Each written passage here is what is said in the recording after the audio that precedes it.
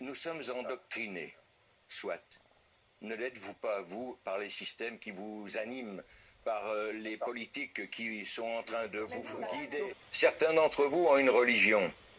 Qu'est-ce que c'était que cette religion? C'était un bonhomme, quelque part, à une époque, qui était tout seul, qui se prenait sur la tête un message, qui lui allait l'écraser sur ses épaules, et puis qui devait mettre en œuvre quelque chose. Et 2000 ans après, il y a des milliers de personnes qui croient à ce témoignage. Réveillez-vous peut-être aussi, puis posez-vous la question, et si c'était vrai? Et si c'était vrai? Mais c'est un effort. Là, c'était suite à l'interview de 2 personnes qui faisaient partie de la secte de Raël.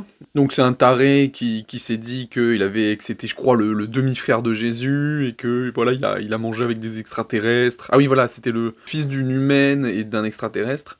Bref, voilà, un mec qui bouffe des champignons à tous les repas. Et bien sûr, comme dans le monde, la majorité des gens sont des abrutis, il y a une grosse partie qui a foncé là-dedans, quoi. Parce que soit c'est des gens qui sont tout simplement cons, ou alors qui ont besoin d'avoir des chefs spirituels, des gourous, etc.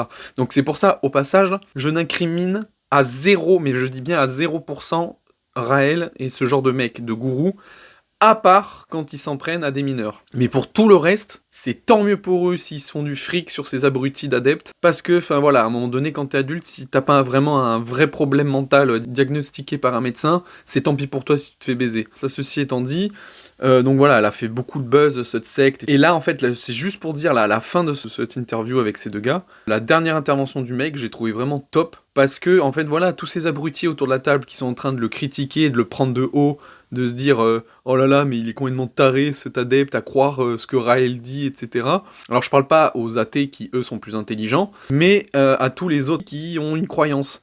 Et donc du coup, là le message il est absolument parfait. Pourquoi? Parce que il les remet à sa place. Eux, ils trouvent ça con que des gens croient en la secte de Raël, mais par contre, ils trouvent ça logique qu'un mec il y a 2000 ans serait le fils de Dieu, ou alors un prophète de Dieu pour d'autres religions, et entendrait des paroles de Dieu. Il leur dit ensuite, bon bah maintenant vous allez faire tout ce que je dis, et les autres disent amen à tout, et c'est ça les religions abrahamiques. C'est quand même le comble, quoi, pour se moquer de gens de la secte de Raël, alors que eux-mêmes croient en des histoires de Père Noël. Enfin vraiment, c'est dingue, quoi. Donc voilà, j'ai bien aimé son intervention, parce que ça a bien fait taire tout le plateau, et ça a remis en perspective un peu les croyances des gens.